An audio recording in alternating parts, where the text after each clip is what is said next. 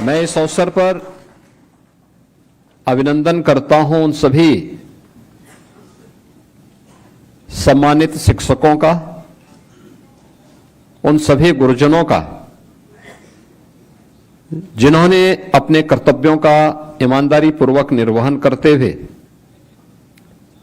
आज यहां पर राज्य शिक्षक पुरस्कार और मुख्यमंत्री उत्कृष्ट पुरस्कार प्राप्त करने के लिए चयनित हुए और आज उन्हें यहां पर सम्मानित किया जा रहा है।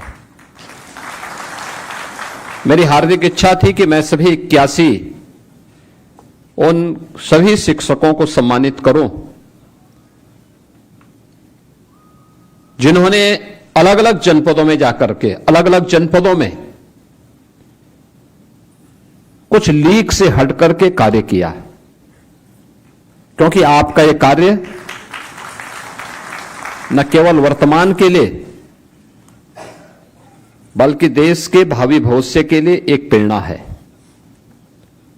और उस प्रेरणा के लिए जो हमें विकसित उत्तर प्रदेश और विकसित भारत की आधारशिला को सुदृढ़ करता है, इसके लिए मैं आप सबका हृदय से अभिनंदन करता हूं।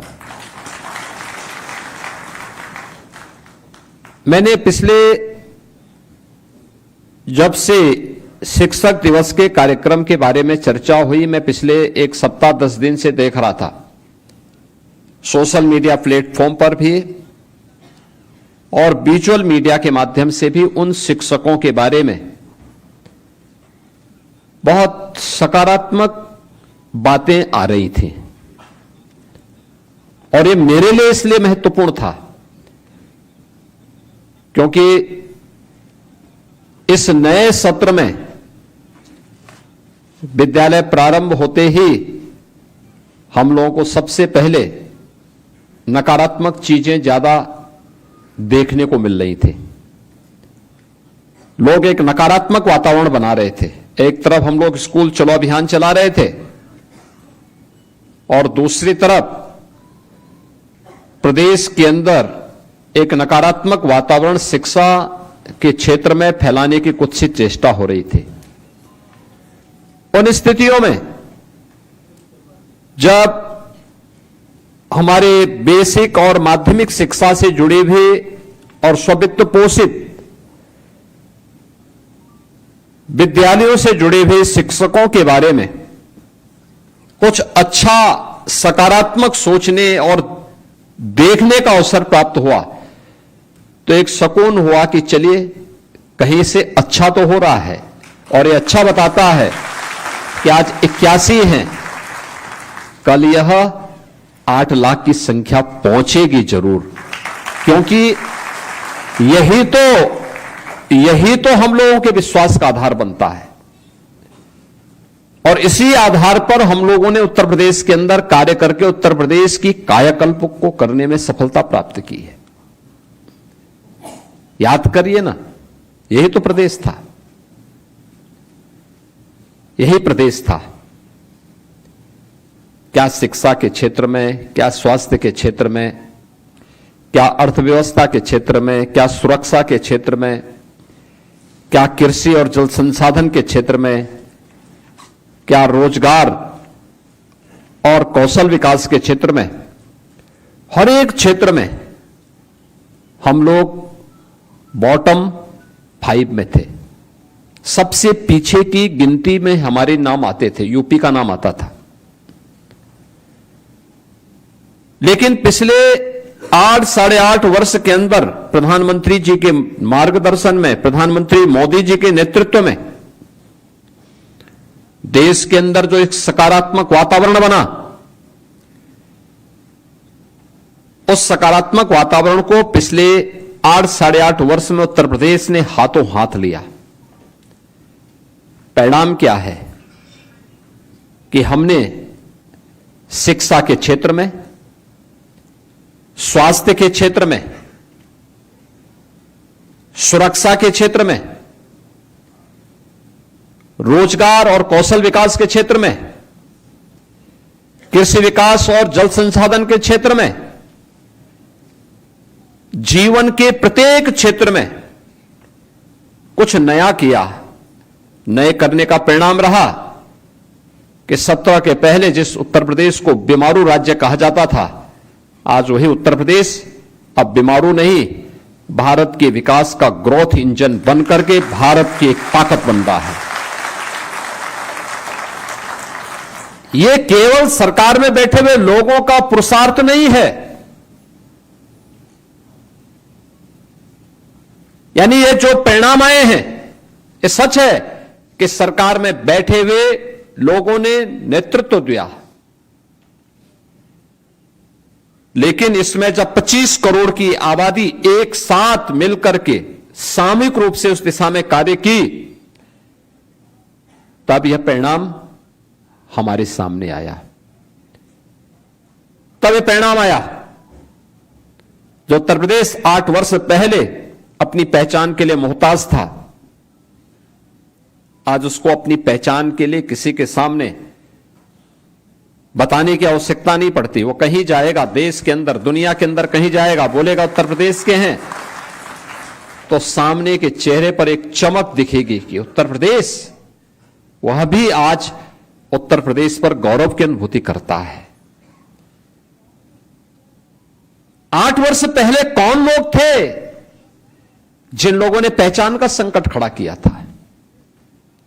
और यही वे लोग थे जो अपने समय में कुछ कर नहीं पाए, लेकिन आज जब शिक्षा के क्षेत्र में, स्वास्थ्य के क्षेत्र में या अलग अलग क्षेत्र में जब कुछ रिफॉर्म होते हैं, तो ये लोग उसके लिए नकारात्मक वातावरण पैदा करके फिर से उत्तर प्रदेश को उसी कूप मंडूप में रह करके रहने के लिए मजबूर कर दे रहे हैं, जिसके कारण उत्तर प्रदेश ने अपनी पहचान को खोया था।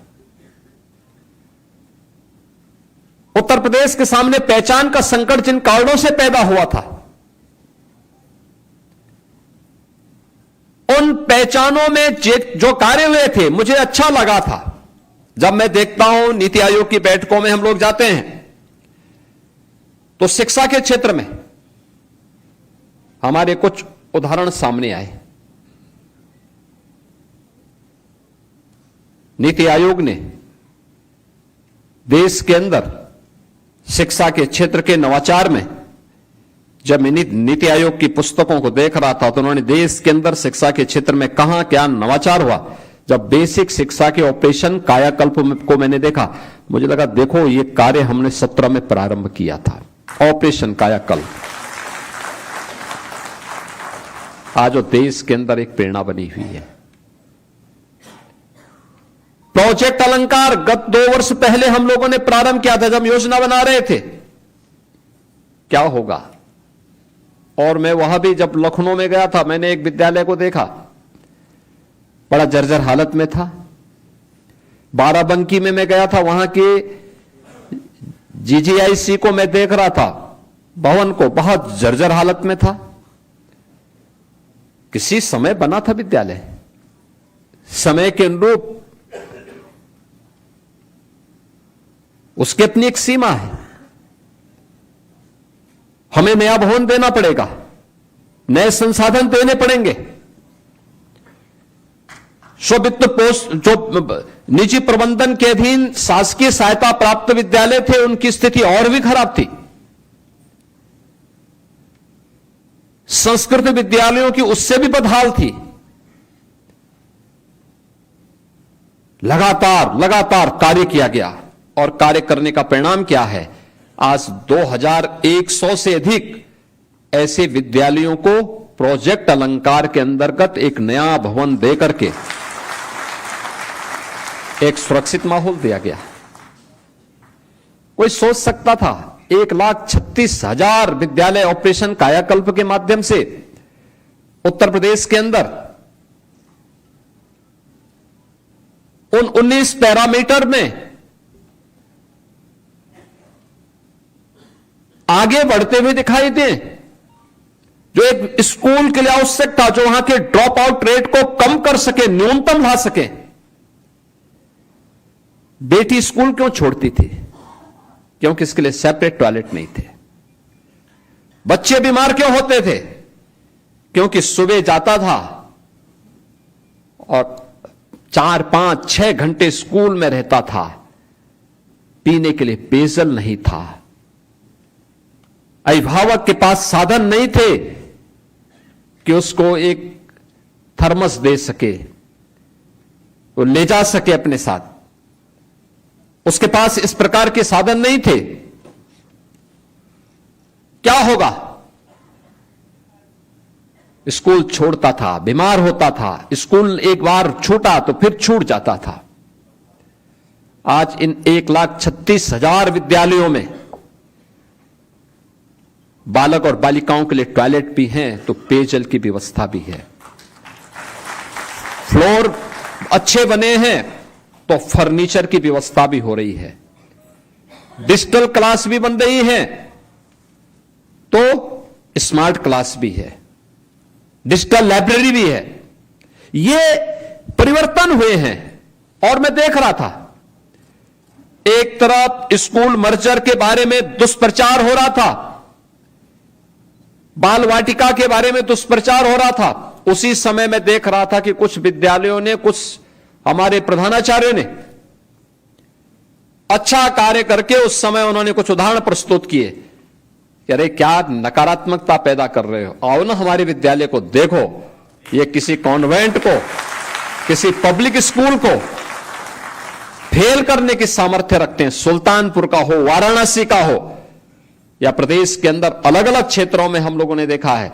उस समय भी हमारे कुछ प्रधानाचार्य और कुछ शिक्षक गण सामने आए थे, उन्होंने कहा नहीं, ये दुष्प्रचार हमारी शिक्षा व्यवस्था के बारे में करना बंद करिए। हमने भी करके दिखाया है, आइए हमारे विद्यालयों को आके देखिए। ये है चुनौती। जब हम लीक से हट करके कुछ करते हैं तब वही नवाचार बन पाता है, वही नवाचार बन पाता है और वही लोगों के लिए एक नई प्रेरणा बनती है। आज जो हम जिन 81 शिक्षकों को, जिसमें बेसिक शिक्षा परिषद के, माध्यमिक शिक्षा परिषद के और स्ववित्त पोषित विद्यालयों के शिक्षक हैं, इनका सम्मान कर रहे हैं, तो उसके लिए कुछ पैरामीटर भी तय किए गए थे। पहले होता क्या था कि जनपदों से सिफारिश जो आएगी, तो जनपदों से सिफारिश तो उनकी होती थी जो दिन भर जिला विद्यालय निरीक्षक और बेसिक शिक्षा के यहां बैठे रहते थे, औरों की नहीं आते थे। जो सचमुच ईमानदारी से काम करता था उनकी नहीं आ पाते थे। और मैंने 17 के बाद 18 में जब बात आई थी तो मैंने इस पे आपत्ति की थी, क्योंकि मैंने कुछ नाम ऐसे देखे थे जो उस क्षेत्र के बदनाम नाम थे। मैंने कहा भी देखो, मैं इस कार्यक्रम में नहीं जाऊंगा, क्योंकि शिक्षा के सबसे बड़े बैरियर हैं ये। इस बैरियर को पहले हटाइए और वास्तविक शिक्षक को, वास्तविक गुरुजन को सम्मान करिए, तब जाकर के इस शिक्षा व्यवस्था में आगे बढ़ा पाएंगे। और आज मुझे अच्छा लगता है, इस बार ये कार्यक्रम यहां पे हो रहा है ना, इस कार्यक्रम के लिए 10 दिन पहले मैंने स्वयं अपर मुख्य सचिव को बुला के पूछा, मैंने कहा क्या कार्यक्रम हो रहा है, 5 सितंबर का कार्यक्रम क्या है, मुझे बताओ तो पहले। उन्होंने कहा भी हमने बनाया नहीं, बना रहे हैं। हमने कहा देखो कार्यक्रम बनाइए, मैं उस कार्यक्रम में रहूंगा जरूर, किसी अन्य कार्यक्रम में रहूं ना रहूं, लेकिन उस कार्यक्रम में जरूर रहूंगा। और आज बाहर था, मैं विशेष रूप से यहां पर आया हूं, इसलिए आया हूं मैं, जिससे आपके उत्कृष्ट कार्य के लिए आपका मैं अभिनंदन कर सकूं, आपको सम्मानित कर सकूं, क्योंकि सम्मान केवल आपका नहीं है, उत्तर प्रदेश की हमारी वर्तमान पीढ़ी के साथ साथ भावी पीढ़ी का सम्मान है और उसको आगे बढ़ने की वह एक प्रेरणा है।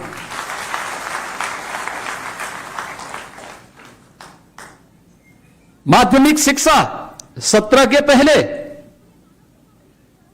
पूरी तरह बदनाम हो चुकी थी, अच्छे लोग भागते थे, पठन पाठन का माहौल तो कोसों दूर था। जो शिक्षक पढ़ाना भी चाहता था अपने आप को अपमानित महसूस करता था, कोई माहौल ही नहीं था।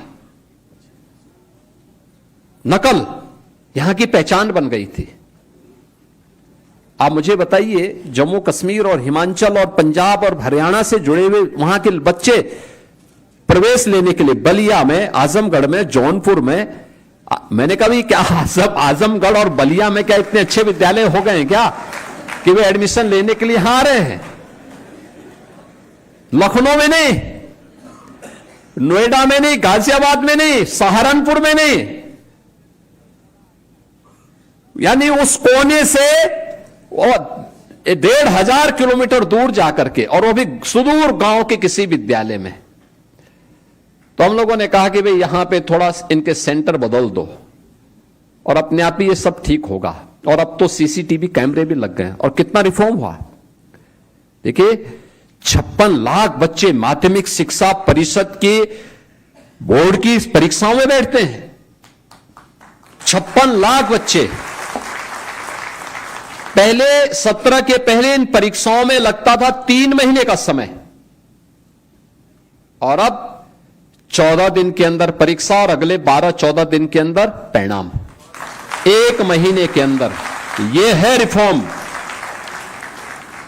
हमने समय की बचत भी की है, लेकिन साथ साथ ये सभी बच्चे जो आज इस परीक्षा से उत्तीर्ण होकर के निकलेंगे या निकल रहे हैं, आज वे जाकर के कहीं भी बोलेंगे कि हमने उत्तर प्रदेश माध्यमिक शिक्षा बोर्ड से अपनी परीक्षा उत्तीर्ण की है। कोई उस पर प्रश्न चिन्ह नहीं खड़ा कर सकता, कोई नहीं खड़ा कर सकता। ये गलती हमारी थी कि हमने देश के सबसे उत्कृष्टतम बोर्ड को कटघरे में खड़ा किया था। 2017 के पहले ये कटघरे में खड़ा हो गया था, लेकिन अब वो कटघरे में खड़ा नहीं होने वाला है, अब आगे बढ़ेगा। ये रिफॉर्म हुए हैं, और उस रिफॉर्म के ही क्रम में जो लोग इस रिफॉर्म के सारथी रहे हैं, उन लोगों ने वास्तव में बहुत अच्छी प्रगति की, बहुत अच्छा कार्य किया। और उसका परिणाम था कि हम लोगों को भी लगा कि नहीं, इस क्षेत्र में हमें करना होगा। याद रखना, शिक्षा केवल शिक्षा नहीं है, अक्षर ज्ञान मात्र नहीं है। एक किसी भी सभ्य समाज और किसी भी समृद्ध राष्ट्र की आधारशिला है, एक नींव है।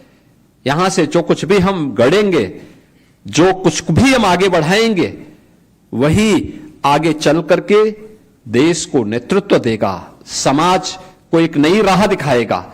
और उस राह को दिखाने के लिए आप एक पथ प्रदर्शक के रूप में ईश्वर ने भूमिका आपको प्रदान की है। यह आपका सौभाग्य है कि इस भूमिका में आप अपने को कमतर मत ताके। एक बहुत बड़ी भूमिका आपकी होती है। एक शिक्षक की तुलना किसी नौकरशाह से नहीं हो सकती, किसी नेता से नहीं हो सकती, और मत करिए किसी नेता से, किसी नौकरशाह से अपनी तुलना।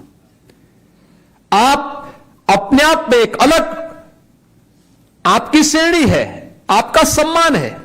एक शिक्षक के रूप में जिसको भी आप अपना परिचय देंगे, अगर वो व्यक्ति सचमुच में मनुष्य है तो आपको जरूर सम्मान देगा। लेकिन यह बात आपको ध्यान में रखना होगा कि शिक्षक बनकर के आपको उसके पास जाना होगा। शिक्षक बनकर के आप अपनी बात उसके सामने रखेंगे, कोई भी ऐसी बात नहीं हो सकती जो फिर आपके लिए असंभव हो। और उसी का परिणाम था कि शिक्षा के क्षेत्र में हम लोगों ने जो परिवर्तन देखे हैं, उन परिवर्तनों के वाहक के रूप में देखिए उत्तर प्रदेश इसका केंद्र बिंदु रहा है। मैं देश के अंदर कई राज्यों में जाता हूं, मध्य प्रदेश में, राजस्थान में, हरियाणा के कुछ भागों में, नॉर्थ ईस्ट से जुड़े हुए राज्यों में, अरुणाचल में हम जाएं या अन्य राज्यों में हम लोग जाते हैं, पूछते हैं, वहां देखते हैं कि वो यहां से जुड़े हुए लोग वहां मुझे जब मिलते हैं, मैं पूछता हूं भाई कब से हो, कहते हैं साहब, कोई बोलता है कि हमारे पूर्वज 75 साल पहले आ गए थे। वे क्या काम आए थे यहां पे? उस समय तो साधन भी नहीं था साहब, शिक्षक बनकर के आए थे। आप सोचो, अरुणाचल प्रदेश में हमारे केंद्रीय मंत्री हैं, भारत सरकार के मंत्री हैं किरेन रिजिजू, अरुणाचल प्रदेश से सांसद हैं, केंद्र सरकार में मंत्री हैं। एक बार उन्होंने कहा कि मेरे गुरुजी गाजीपुर के रहने वाले हैं। मैंने कहा वहां से? उन्होंने कहा हां, वो यहां के रहने वाले थे और वहां पे आकर के हमें पढ़ाते थे। हम मध्य प्रदेश में जाते हैं, पूरी एक बड़ी संख्या हमें मिलती है जहां पे शिक्षकों की एक लंबी फौज खड़ी होती है और यहां से गए हुए थे। क्यों? उत्तर प्रदेश एक बार यानी देश को अच्छे शिक्षक प्रदान करने वाला राज्य है, और क्यों ऐसी स्थिति आई कि लोग हम पे अविश्वास करने लग गए? ये पहचान का संकट। और इसलिए समय के अनुरूप हमें अपनी गति को एक सकारात्मक माहौल में आगे बढ़ाने के लिए तैयार होना होगा। एक सकारात्मक माहौल हमें पैदा करना होगा, और सकारात्मक माहौल के लिए समय के अनुरूप हमें आगे बढ़ना होगा। तब प्रगति हो पाएगी, तब हम कुछ नयापन कर पाएंगे, तब नवाचार के हकदार बन पाएंगे, तब शिक्षा के क्षेत्र में कुछ नयापन दे करके हम लोगों के लिए एक नई प्रेरणा बन पाएंगे। केवल लकीर के फकीर बनकर के नहीं, लकीर के फकीर बनकर के हम कुछ नहीं कर सकते, कोई लक्ष्य को प्राप्त नहीं कर सकते। आज देश आगे बढ़ रहा है, हम उसमें पीछे नहीं रह सकते। शिक्षा का मानक क्या होगा? इस शासन में बैठे हुए लोग नहीं, बल्कि सामने बैठे हुए गुरुजन तय करने चाहिए, उनके द्वारा तय होना चाहिए कि हमें कहां पहुंचाना है शिक्षा को। आप शासन को बताइए, शासन उसको आगे लागू करेगा, उसमें सहयोगी बनेगा, लेकिन हमें उसके लिए मानसिक रूप से तैयार होना होगा।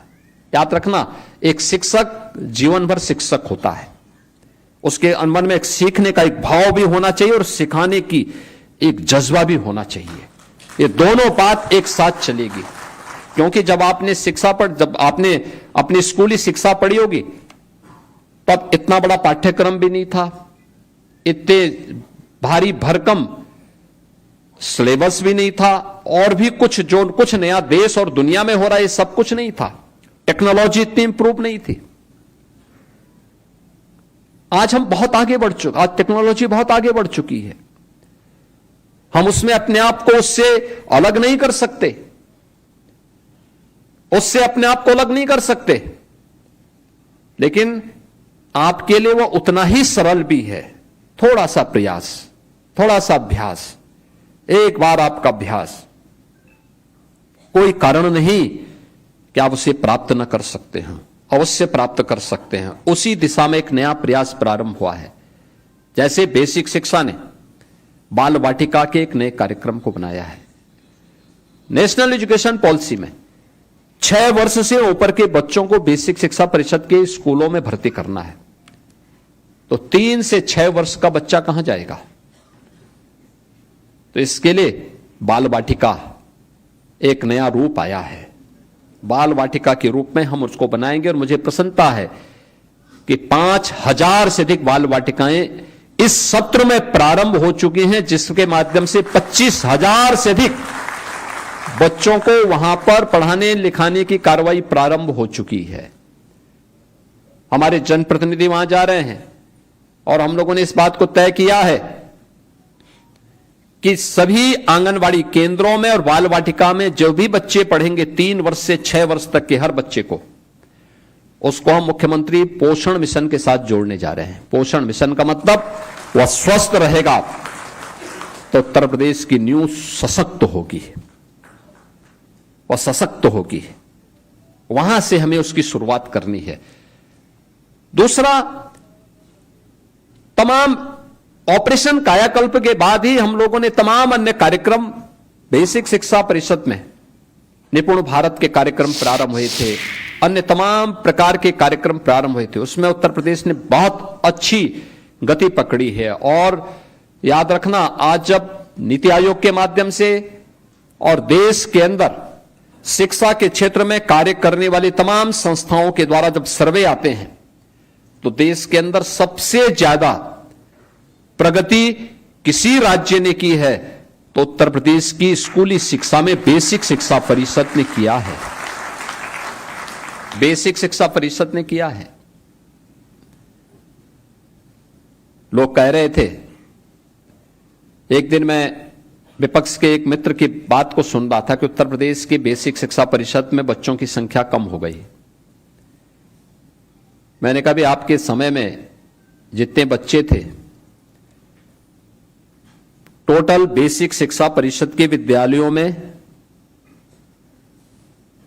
जिसमें बेसिक शिक्षा परिषद के साथ साथ निजी क्षेत्र का भी योगदान होता था, उन सब के बावजूद उससे भी 14 लाख बच्चे तो केवल बेसिक शिक्षा परिषद के विद्यालयों में ज्यादा हैं। और अगर हम निजी क्षेत्र का देख लेंगे तो उससे लगभग 60 लाख बच्चे ज्यादा आज भी बेसिक शिक्षा के अंतर्गत उनकी मान्यता के आधार पर उत्तर प्रदेश के विद्यालयों में पढ़ रहे हैं। आज उन बच्चों के लिए तमाम प्रकार की सुविधाएं भी दी जा रही हैं। बैग है, बुक्स है, शूज है, सॉक्स है, स्वेटर है, ये सभी दिए जा रहे हैं। हमारा प्रयास भी होना चाहिए, थोड़ा हम भी उसमें योगदान दे सकते हैं कि भाई अभिभावक को इसके लिए बाध्य करें कि जो पैसा दिया जा रहा है उस पैसे से बच्चों के लिए, बालिकाओं के लिए जूते मोजे खरीदे, यूनिफॉर्म साफ सुथरी करके रखें, विद्यालय का वातावरण साफ सुथरा दिखाई देना चाहिए। साल में 2-3 बार या जो कार्यक्रम, जो भी राष्ट्रीय पर्व होते हैं, उन राष्ट्रीय पर्वों में हम लोग भी उन सभी गांव की जो हमारी समिति है, उस गांव की प्रबंध समिति को भी हम अपने साथ जोड़ करके कार्यक्रमों को रोचक बनाएं। कुछ सांस्कृतिक कार्यक्रम हो, राष्ट्रभक्ति के कार्यक्रम हो। अभी यहां पर बेसिक शिक्षा परिषद से जुड़े हुए कुछ हम लोगों ने प्रकाशनों का यहां पर अभी यहां पर विमोचन के कार्यक्रम के साथ जुड़े, जिसमें हम लोगों ने देखा कि कैसे यहां पर बेसिक शिक्षा परिषद में जो कुछ भी नवाचार हुए हैं, इसमें 3 पुस्तकों का यहां पे विमोचन का कार्यक्रम भी संपन्न हुआ है। एक बाल वाटिका का, एक गुल्लक का और एक उद्गम का। स्कूली शिक्षा में क्या कुछ हमने किया है। और मेरा आग्रह होगा एससीईआरटी से, याद रखना जब हम पात्रों के नाम रखते हैं तो ये पात्र भारतीय होने चाहिए, प्रेरणादायी पात्र होने चाहिए। याद रखना, हमारे यहां पात्रता की दृष्टि से देखना है तो रामायण और महाभारत से बढ़कर के पात्रता की श्रेणी दूसरी कोई और नहीं हो सकती, कोई नहीं हो सकती। हमारे यहां बचपन में दादा दादी, नाना नानी जो कहानी सुनाती थी तो वह राम और कृष्ण की कहानी सुनाती थी, वह किसी अन्य किसी विदेशी हीरो की कहानी नहीं सुनाती थी, अपने देश के नायकों की कहानी सुनाया करती थी, जिससे उसके अनुरूप बनने की एक प्रेरणा बच्चों के मन में बचपन में पैदा हो सके। हमारी कहानी के पात्र भी भारतीय नायक होने चाहिए और उन नायकों को आधार बना करके जब हम कोई रोचक कहानी जो शिक्षाप्रद हो उसको बनाएं तो उसको भी हमें उसके साथ जोड़ना चाहिए। और मैं देख रहा था अलग अलग शिक्षक अपने विद्यालय में अलग तरीके से उसने शिक्षा के कार्यक्रम को सरलीकरण करने के लिए उदाहरण देकर के छोटी छोटी कथा और कहानी के माध्यम से, छोटी छोटी कविता के माध्यम से बच्चों को पढ़ाने के लिए उसने उन्हें उदाहरण के रूप में प्रस्तुत किया है। यही एक नवाचार है। इसे आप बेसिक में भी, माध्यमिक में भी आगे बढ़ा सकते हैं और इसको हमें और तेजी के साथ आगे करना होगा और इसके लिए हमें तय करना होगा कि चीजें हमारी और अच्छे ढंग से आगे बढ़ सकें। आज के इस अवसर पर जब हम लोग यहां पर आए हैं, मुझे बताते हुए प्रसन्नता है कि आपके द्वारा किए जा रहे जो ये नवाचार हैं ये प्रकाशित होने चाहिए। बाल वाटिका के लिए भी जो पुस्तिका हमने बनाई है, ये पुस्तिका को और सरल किए जाने की आवश्यकता है, पतली बनाने की आवश्यकता है, बहुत मोटी नहीं, इतना नहीं कि उसको देख करके बच्चे के को चक्कर आने लग जाए। उसके मन में भाव आना चाहिए, स्कूल जाएं, उसको खेल खेल में सिखाइए, खिलाते हुए सिखाइए। वहां पर जो पोषण मिशन के अंतर्गत उसको वहां पर जो कुछ भी दिया जाए उसको मिलेट के लड्डू खिलाइए, बिस्किट दीजिए, कुछ ऐसी चीजें दीजिए जो उसको रोचक बनाए, क्योंकि खिचड़ी खाते खाते वो परेशान हो जाता है करके लीक से हट करके। यद्यपि आपने मिड डे मील के मेनू को तैयार अलग अलग दिन अलग अलग तय की है, लेकिन जिसको घर में खाता है, कहीं भी मिल सकता है, उससे हट करके कुछ नया देंगे तो उसके मन में एक रुचि जागृत होगी, अच्छा होगा। और उसको हमें इसके लिए तैयार करना होगा। जिन शिक्षकों ने और जिन सम्मानित गुरुजनों ने अपने विद्यालय में कुछ नया किया है, विद्यालय के लिए, शिक्षा के क्षेत्र में परिवर्तन करने के लिए, आपके नवाचार के उसमें प्रकाशित होकर के हर विद्यालय में पुस्तिका पहुंचाई जानी चाहिए, हर जगह पहुंचाइए किन किन लोगों ने क्या क्या किया है। और जिन 81 शिक्षक, जिन बेसिक शिक्षा के 66, माध्यमिक शिक्षा के शेष जो 15 शिक्षकों को या स्ववित्त पोषित के जिन 12 और 3 शिक्षकों को हम यहां सम्मानित कर रहे हैं, उन विद्यालयों में भी इन सभी शिक्षकों के बारे में विस्तार से और क्या क्या चीजें इन्होंने लिखी हैं, क्या क्या चीजें इन्होंने की हैं, इसको भेजिए वहां पर। थोड़ा अन्य लोग भी प्रेरित होंगे। वहां के असेंबली में इसके बारे में बोला जाना चाहिए, विद्यालयों की मॉर्निंग असेंबली में बच्चों के सामने बताया जाना चाहिए कि इन शिक्षकों को इस आधार पर हमने सम्मानित किया है। और यह प्रेरणा है शिक्षा जगत के लिए भी, वर्तमान के लिए भी और भावी पीढ़ी के लिए भी।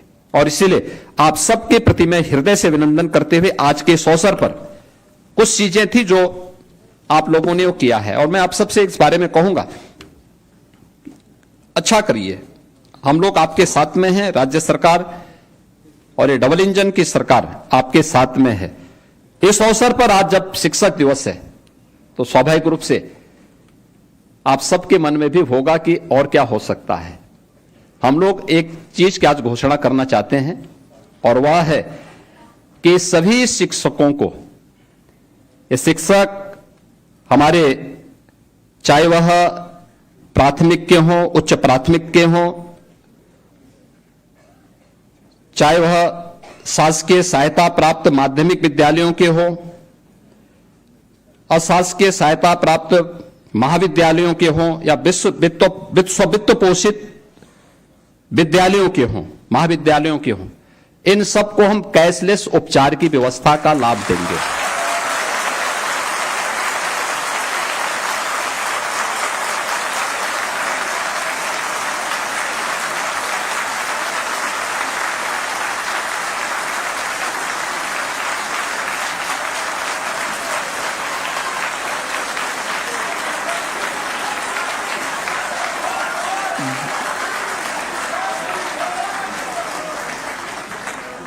इसके साथ ही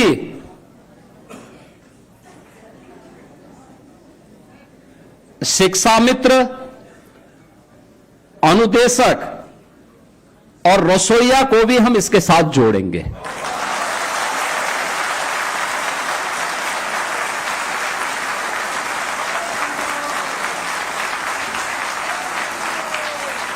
यानी यह उत्तर प्रदेश के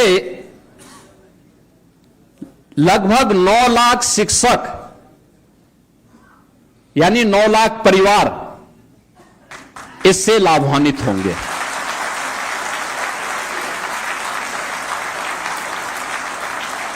अभी हम लोग इस व्यवस्था को इसके साथ दे रहे हैं, और मुझे लगता है कि ये सभी विभाग, बेसिक है, माध्यमिक है या उच्च है, बहुत शीघ्र इस औपचारिकता को पूर्ण करते हुए एक कैशलेस उपचार की व्यवस्था का लाभ इन्हें उपलब्ध करवाने की दिशा में अपने कार्यक्रम को तेजी के साथ आगे बढ़ाए, एक समय सीमा के अंदर इसको पूरा कर लें, जिससे इस सुविधा सबको प्राप्त हो सके। इसके साथ ही हम लोग आने वाले समय में, मैंने एक हायर लेवल की कमेटी बनाई है जिसमें शिक्षा मित्र और अनुदेशकों के मानदेय को बढ़ाने के लिए भी हम लोग आगे कार्य कर रहे हैं,